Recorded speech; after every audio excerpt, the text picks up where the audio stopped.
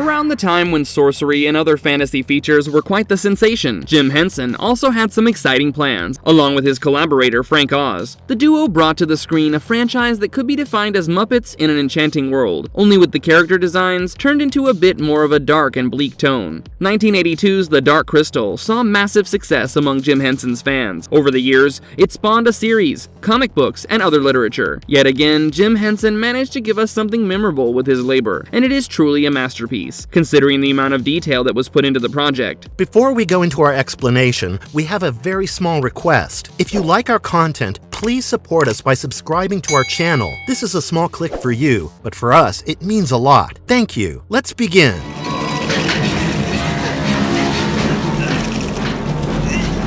What is the Dark Crystal movie about? Jim Henson managed to capture the audience quite successfully using his puppet stories, and the success of The Muppet Show only proved the fantastic storytelling skills he had. Around 1979, he would get an opportunity to bring us the world of the Dark Crystal, something rather unexpected compared to his past work. The Dark Crystal is a dark and enchanting tale that takes the viewers to a different world filled with fantastic creatures, sorcery, and various characters. It would mark a historical achievement in cinema, since the movie boasted cutting-edge puppetry and matte painted backgrounds. In the dying planet of Thra, we see two different races living with a peculiar connection with each other based on a crystal. These two races came into existence when the Crystal of Truth was shattered. While one consisted of a cruel bundle of creatures, the Skeksis, the others included the wise wizards, the Uru. As the movie begins, we see that both races lose their leader, but this is only the beginning, and the great conjunction of Thra's three suns is deemed an essential time for this planet. Before dying, the Uru leader Ursu conveys to the Gelfling Jin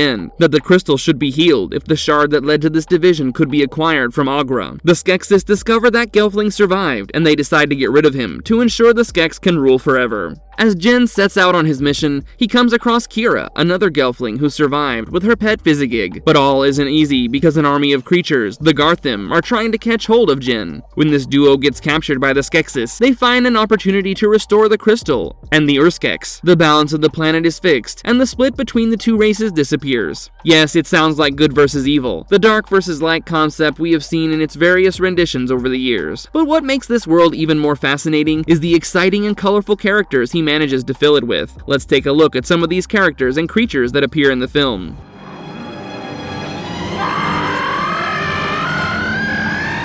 Skeksil. Skeksil is the Chief Secretary of State for the Skeksis, and also interestingly, he's the next in line for the title of Emperor. Almost all the Skeksis characters have their counterparts amongst the Uru, and Skeksil's counterpart is Ursul the Chanter. In the first movie, fans might remember him as the character hated by the other Skeksis for his whimpers, which also paves the way for his underhanded nature. He managed to trick the Gelfling into distrusting the Uru to protect his right of succession, when it was declared by Skeklach that his succession might be affected after the latter defeated him in the trial by stone. This character is also present in the follow-up series, The Dark Crystal: Age of Resistance, and while in the original film he was voiced by Barry Dennen, the series saw him being voiced by Simon Pegg, a franchise fan. Frank Oz, one of the movie's directors, performed Skeksil.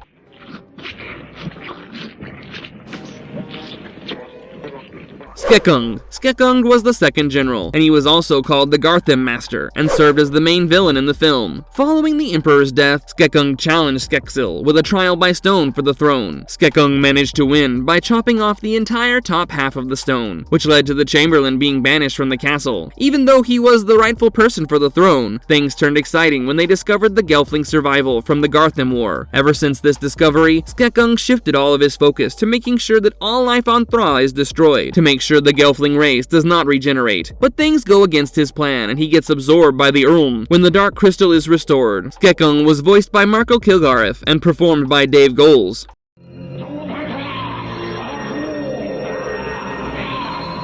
Skekna. Unlike other characters, this character was never supposed to be anything but pure evil from the movie's beginning. The slave master himself, Skekna was responsible for looking over and disciplining all the enslaved people for the Skeksis, and the very first time he's seen at his work, we can visualize how ruthless he is in his role. He is the counterpart of Ernol, the herbalist. Following the death of Skekso, he took sides with Skekung when the latter went against Skeksil for the throne. Even though he would expect to get his much desired promotion following Skekung's succession, things would be cut short when the Dark Crystal gets restored, and he gets absorbed by Ernol. This character was performed by Mike Quinn, and David Buck gave his voice.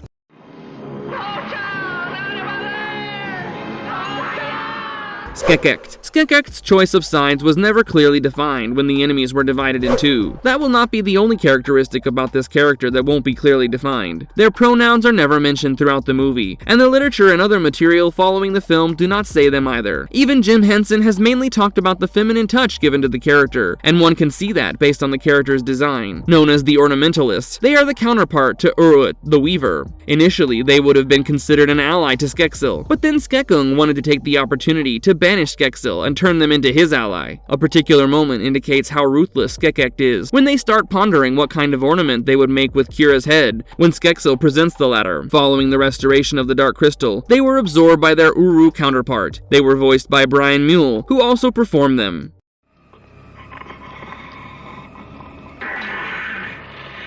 Skekso. Skekso was the emperor of the Skeksis and intended to harness and control the energy of the darkening, but it only paced up his death. This weakness also impacted his counterpart, Ursu, the Master, and both died very early in the movie, triggering the entire chain of events we witness. It becomes apparent that failing to attend the ceremony of the sun caused his demise. As the ruler of the Skeksis, he must have been quite noble, since we see all the others respectfully silent as his body disintegrates on his deathbed. One of the other reasons for his death was that he had decided to steal the Gelfling essence for himself, and the loss of the Gelfling population only made it worse for him. Other literature from the Dark Crystal universe does reference that he was not entirely a brute, even though he was planned to be a primary antagonist in the Dark Crystal universe. In a deleted scene from the movie, fans see a proper funeral ceremony for him, with all the Skeksis taking different roles. This character was performed by Jim Henson himself, while Jerry Nelson voiced him.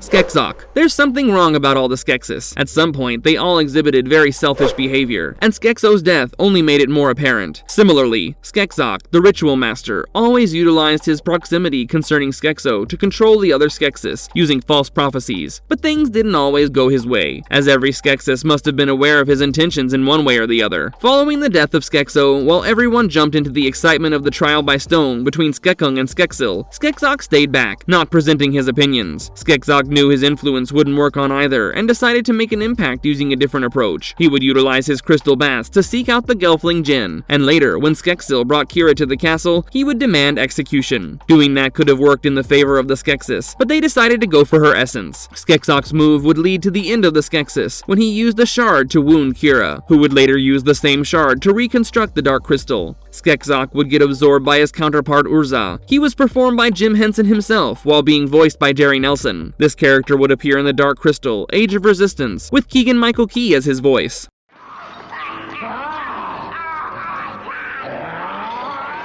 Skektek. Skektek is the scientist amongst the Skeksis, and he's known for making quite adverse moves to test his innovations and experiments. Fans might have noticed him missing an eye, and based on the literature from the Dark Crystal universe, the character lost that feature as an experiment on himself. All the technology around absorbing the energy using the Dark Crystal was an innovation from Skektek. He was an ally of Skekung, and following the death of Skekso, he had started absorbing the energy of the Podlings, but it wasn't as good as the Gelflings. When he harnessed Kira's energy, the latter uses her powers to talk to the other animals he kept captive and experimented upon and make them attack him. Skektek fell into the shaft of the crystal and perished, which further led to the incineration of Urta, his Uru counterpart. The character was performed and voiced by Steve Whitmire in the film. In the prequel show, the character would be expressed by none other than Mark Hamill, bringing a lot more depth to the character. The show also gives him a certain amount of gravity, which couldn't be set up in the film because of the time constraint. Another interesting fact about Skektek is that the Garthim are his creations.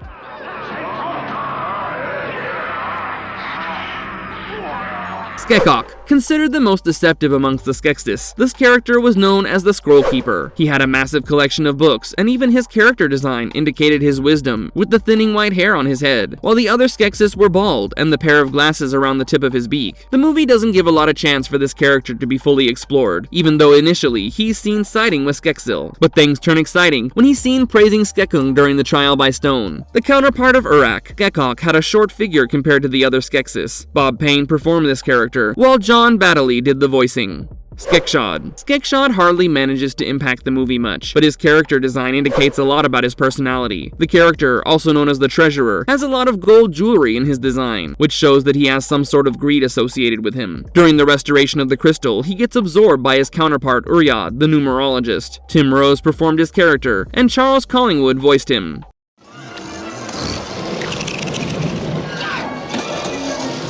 Garthim. The Garthim have a beetle-like character design, and they are creatures that serve as the army for the Skeksis. As mentioned, they were animated by Skektek, the scientist of the Skeksis. They were created by assembling the Arathim, with their spider-like appearance, and the Grunaks, with their humanoid form. Even though the movie only gives us a more practical look into them, the prequel show gives us their first introduction. The Skeksis put them to work as soon as they discovered a surviving Gelfling, and they brought Aughra to the castle. They are killed off when the Dark Crystal is restored, along with the destruction of the Skeksis castle. Funnily enough, the design for the Garthim was heavily influenced by some of the lobster dinners that Jim Henson had with Brian Froud, another one of the designers associated with the Dark Crystal.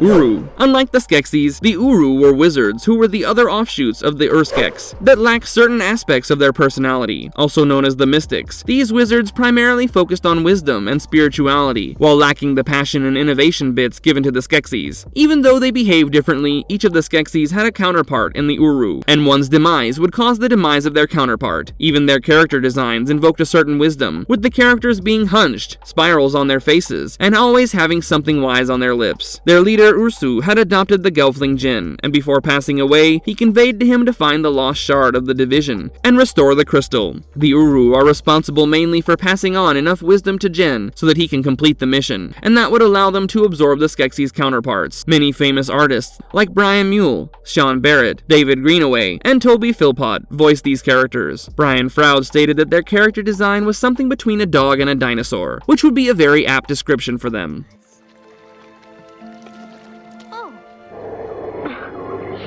Fizzygig. It wouldn't be a Jim Henson project without a cute creature hiding in amongst the Dark Crystal's ridiculous and enchanting world. This character is very similar to many of the furry-looking creatures we see being introduced among the variety of Star Wars characters even now. The Fizzygigs are friendly creatures, and one appears as Kira's pet in the film. Even though they have a dog-like behavior, their body structure is straightforward, as they're merely a ball of fur that rolls around shakily. Initially, the creature is wary of Jin, but later on, as the circumstances call for it, it grows fond of him. While the movie indicates that this creature's name is Fizzygig, future literature based on the Dark Crystal universe would suggest that that is in fact the name of the entire species.